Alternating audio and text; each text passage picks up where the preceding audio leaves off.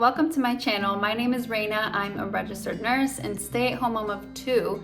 And today I want to discuss the question, is keto safe during pregnancy? My answer may not be the popular opinion, but it's one that I 100% stand by. I'm going to answer this question to the best of my ability, and the best way that I know how is by sharing my experience eating a healthy version of the standard American diet with my first healthy pregnancy and eating a ketogenic diet with my latest pregnancy. I'm going to share a few details surrounding each pregnancy. That's just for context so that hopefully you can see the reason for my answer towards the end. I know that there are different ideas of what a ketogenic diet is. So first and foremost, I want to say that a ketogenic diet, when I refer to it in this video, unless I state otherwise, what I'm referring to is meat, eggs, low-carb vegetables, a few spices and herbs, a few berries, and nuts, all very low-carb. With all of that said, let's get right into it.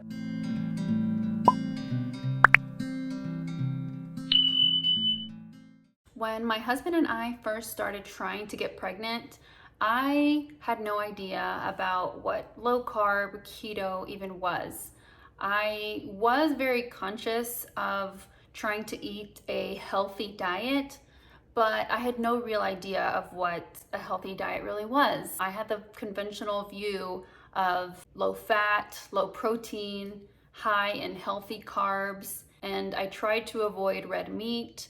I tried to avoid fat. So my diet mainly consisted of lots of salads, lots of chicken, mainly chicken breast without the skin. I didn't eat a lot of eggs, but I did eat them on occasion, and that was my main source of animal fats, was eggs. I cooked with olive oil, and later on I started cooking with coconut oil, but I avoided animal fats like the devil. I ate lots of fruit. My husband made me fruit smoothies all the time. My healthy snacks was popcorn and fat-free chips. I was working at a medical office when I was starting to try to get pregnant, and we had drug reps bring us all kinds of crappy snacks, donuts and chocolate. They knew that a lot of the girls that worked at the clinic, including myself, love chocolate. So they would bring us bags of chocolate for the doctors as well.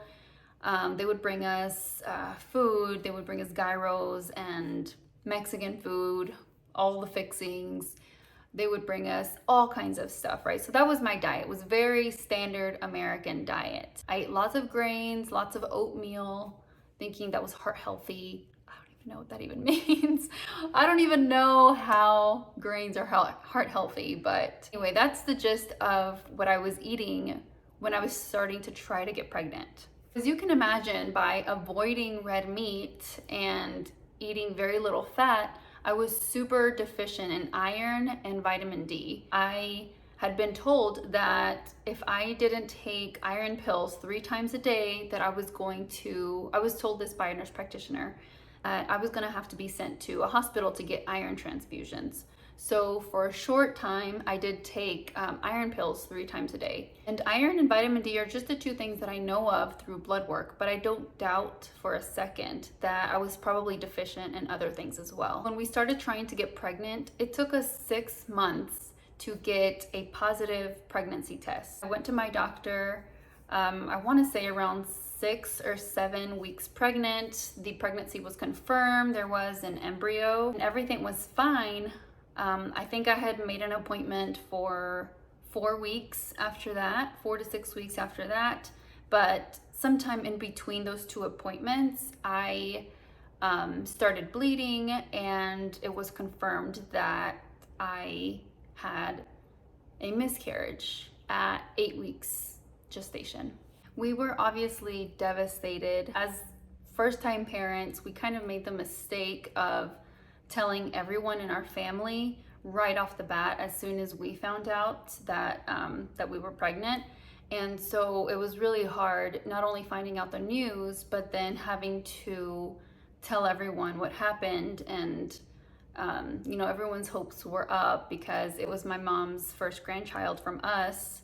So it was very hard to share the news with our family. After the miscarriage, we were told to wait 4 to 6 weeks to continue to try to get pregnant, just to give my body time to recover. And so after that waiting period, we kept trying, and we tried another 3 months before we got another positive pregnancy test. So essentially it took about 10 months before we had a healthy pregnancy. Generally, my first healthy pregnancy was great. I didn't have any health issues to speak of that were unexpected. I didn't have hypertension, gestational diabetes, almost no discomfort until towards the end, as far as like aches and pains.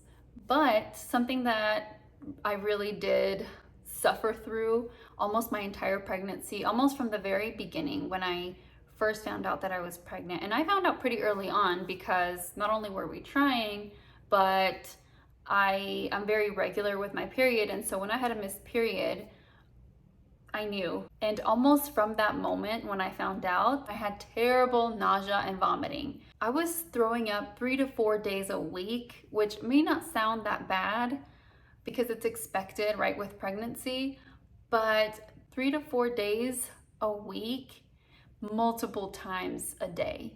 Usually it was not just one time a day. And if it was just one time a day, I had nausea the rest of the day. It was horrible. I remember waking up every single morning before work and like dry heaving in my bathroom before like putting on my scrubs and going to work. It was just such a horrible routine, and there was so many times when I considered just not even going to work. I felt awful. I felt like death going into work. I felt so bad. Never want to go through that again. And I had it all the way up until I was like 8 or 9 months pregnant. By the way, you're pregnant more than 9 months, ladies. Just so you know, it's not just 9 months generally. So this pregnancy took place around the COVID times, and I decided to be induced at 40 weeks. So I think it was 40 weeks in one day when we scheduled my induction. I didn't need an induction, but I decided to do it because a lot of the hospitals in our area had been applying a policy where they were not letting anyone in with the birthing mom. And I had a discussion with my physician, and I was like, I really don't want that to happen to me. I don't want to deliver my baby alone. And so she said, you know, your term, so we can go ahead and induce your baby. He'll be nice and healthy, or we can wait it out and you can, have a spontaneous labor, but I can't control the policy if they decide to change it in the future.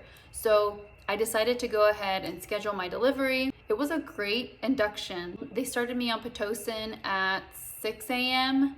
and my baby was born by 3:14 p.m. And I had only one intravenous dose of a medication. It wasn't a narcotic, but I honestly don't remember what it was. The nurse told me it wasn't going to get rid of the pain.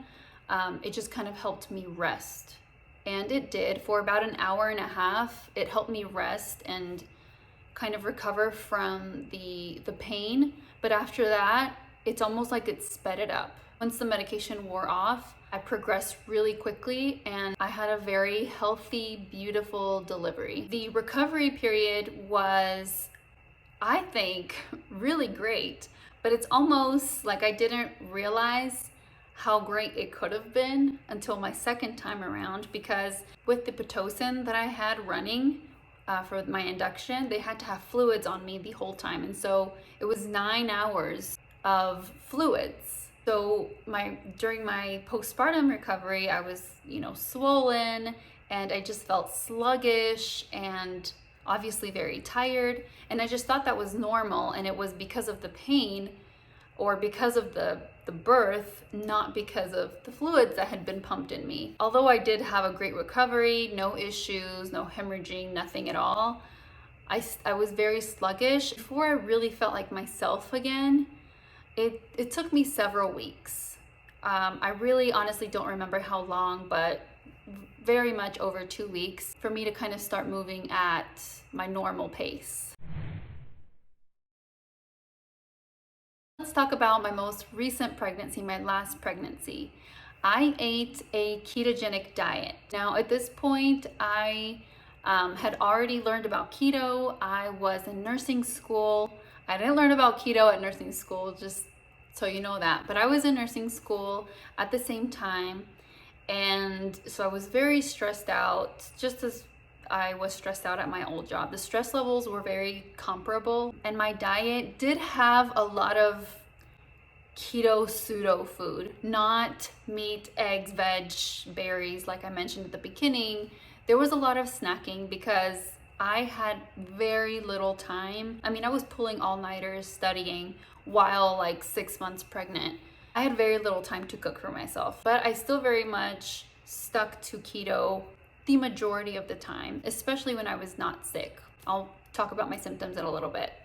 So my diet was much lower carb. I want to say less than 50 total carbs a day the majority of the time during the second go round. I went in to see my doctor and got initial blood work done. We confirmed that my iron deficiency was gone, my vitamin D deficiency was gone, and all of my other labs looked great. It's storming outside, so you're gonna hear some rain and thunder in the background.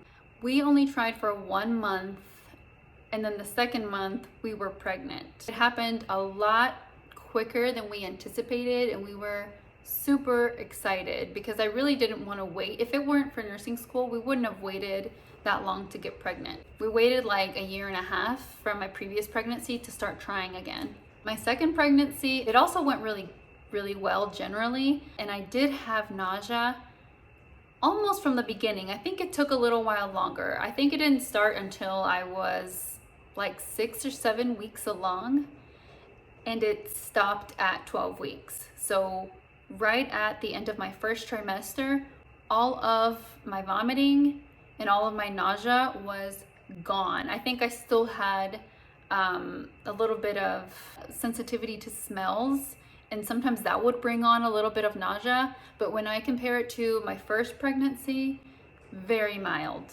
almost nothing at all. I had no other symptoms other than I did have muscle cramps for some reason the second time around, but I took care of it with electrolytes. And that was pretty much it. Everything else was great. I did not take the glucose drink that they make you take to check for gestational diabetes. I bought a finger stick glucose meter, and I checked my blood glucose several times a day for 3 weeks.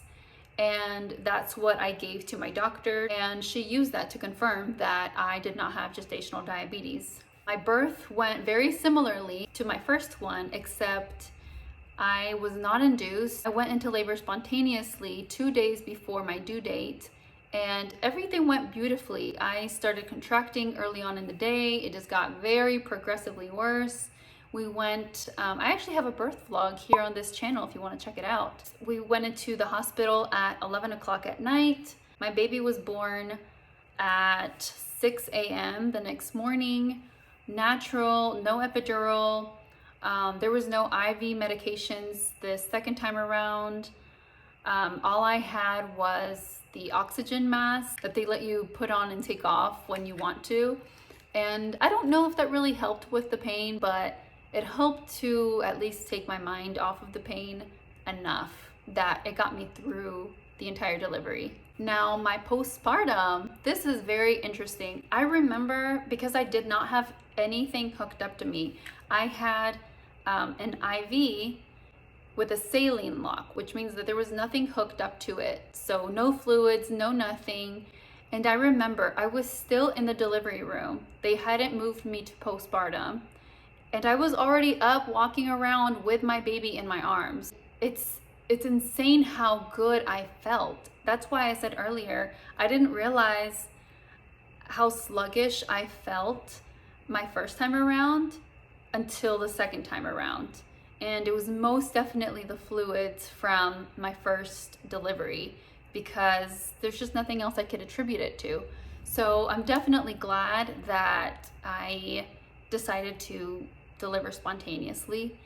But also I know that my diet helped me recover. I was eating lots of protein, lots of fat, and that is just undoubtedly going to help you recover from everything. Your body needs that protein and fat, especially if you are a birthing mom. So with all of that said, you can probably guess that my answer is going to be pro keto. But more than that, the answer to the question, is keto safe during pregnancy? My answer anyways is there is no other healthy way to eat during pregnancy than keto, or somewhere within the low carb spectrum, right? So there's a spectrum where it's no carb to about 100 total carbs per day.